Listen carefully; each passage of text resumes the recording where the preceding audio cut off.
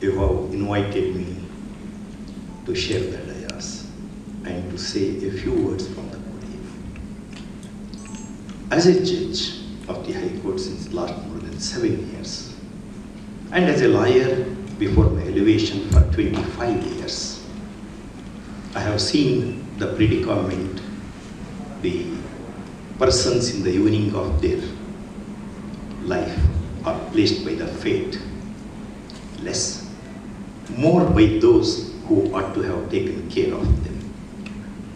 Our Smritikara said, Pita rakshati kaumare, Bharta rakshati yavane, Rakshanti sthavire putra. The Smritikara was concentrating more on women. When child, father will look after. Pita rakshati kaumare. During her youth, husband looks after. Bharta rakshati yavane. Rakshanti sthavire putra. This is very important. Sthavira in Sanskrit is old days.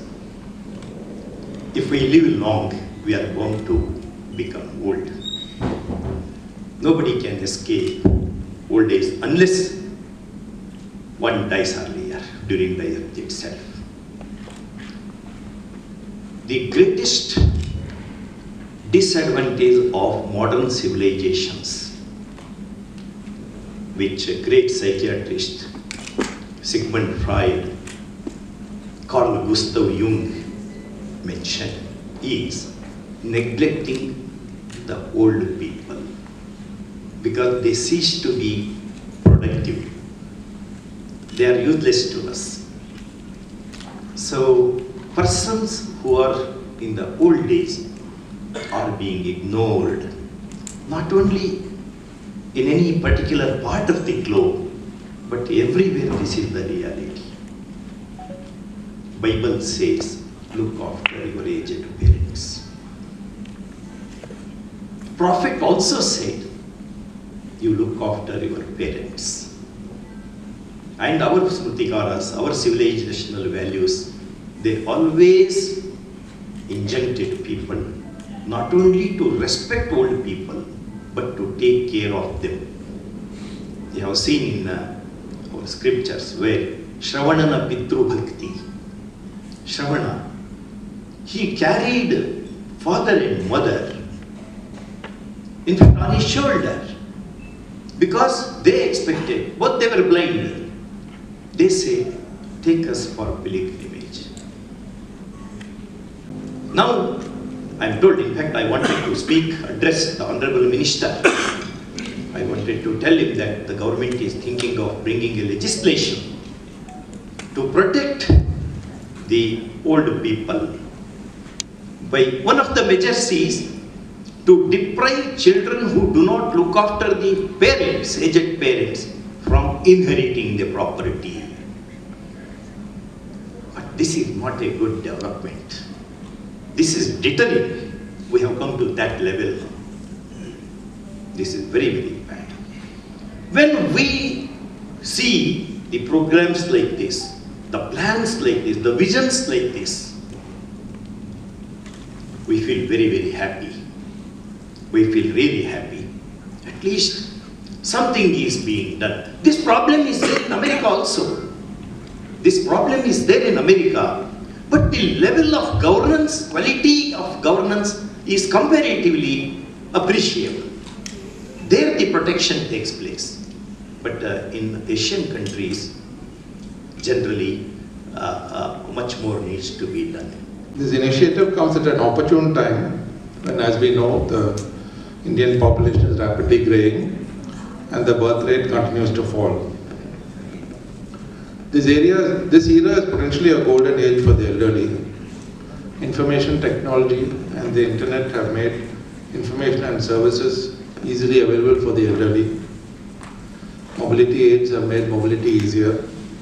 Healthcare services have improved dramatically to improve quality of life for the elderly, but there are still difficulties and lacunae which I'll come to.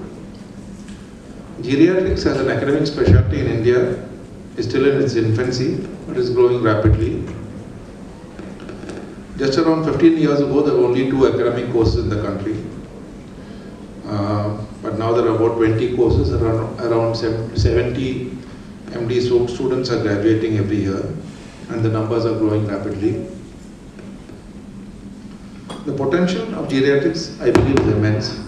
I'll just give a small summary of our services in our institution, Christian Medical College, Vellore. We started as a clinic run by one of the medicine units once a week, seeing 3 to 5 patients a week. Now, about 20 years later, we have 8 faculty, 5 PGs a year pass out. We have about 1,900 inpatients and 35,000 outpatients a year. We also provide liaison services for orthogeriatrics. Every hip fracture is seen every day by our team, and also vascular surgery patients, and consultations for all other departments.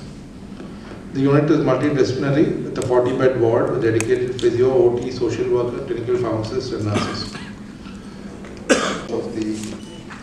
Of the first integrated geriatric care program that is being thought of by the Apollo hospitals, the seniors first program, which I think is something which is really the need of the hour, and I think it would really help in providing a complete healthcare package for the people who are the elderly and the seniors. I want to thank Apollo Hospitals for calling me for this event, and we just heard Doctor, are you a doctor also? No, okay, sorry. Not a medical doctor. Okay, Dr. Preeta Reddy over here, and she's met her before, and she's an able leader and in the footsteps of her illustrious father, Dr. Pratap Reddy, and continuing the legacy and ensuring that the Apollo hospitals, the Apollo name continues to grow and flourish and bring about many more innovative and creative ideas which will help in providing better healthcare to our people. Apollo Hospitals is one of the leading brands in this country in healthcare, renowned and known all over, and I think go to any capital city, Delhi, Hyderabad, Chennai, Bangalore of course, and many other cities. They have their hospitals, and in many other towns also they have their hospitals. And they have pioneered many research work also, and I think cutting edge technologies which are available across the world, around the world, has been brought to India. And people of this country have been able to access that. And today it's not just the people of India, but I think from all over the world, people come to India to get themselves treated because availability of expert, renowned medical professionals and good facilities, and also at a reasonable and low cost.